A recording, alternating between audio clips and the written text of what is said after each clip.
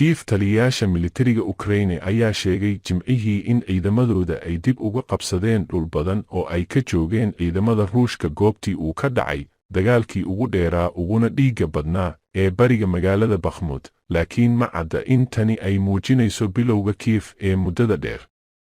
Weerar rogaal celis ah oo la filayo.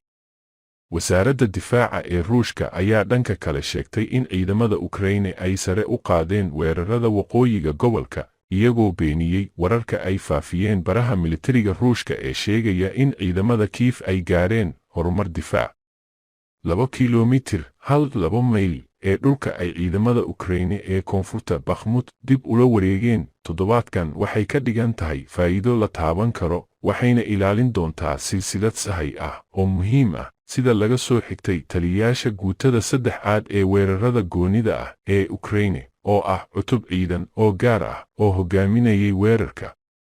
Madaxweynaha Ukraine Volodymyr Zelensky ayaa sheegay in Jimcihii uu la kulmay taliyayaasha ugu sarreeya ee militariga, isagoo xusay in Gen Oleksandr Syrskyi uu sheegay in ciidamadiisa ay joojiyeen cadowga oo xitaa ay dib ugu riixeen jihooyinka qaarkood.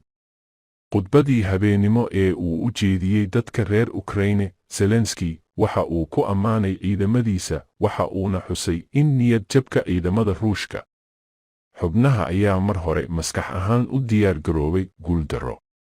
Mar horeba dagaalkan maskaxdooda ayay ku lumiyeen, ayuu yidhi.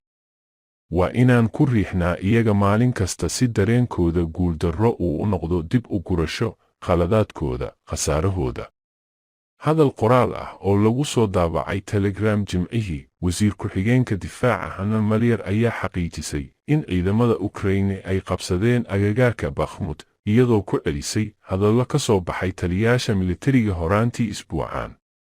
Magaalada Washington, afhayeenka golaha amniga qaranka ee aqalka cad John Kirby ayaa sheegay in Maraykanku uu qiimeeyey in Bakhmut uu weli yahay dhul lagu muransan yahay.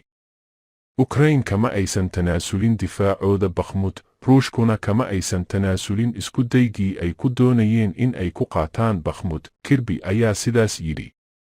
Maalin kasta khadadka ayaa hore iyo gadaal isu beddela. Waxaan ula jeedaa mararka qaarkood block by block,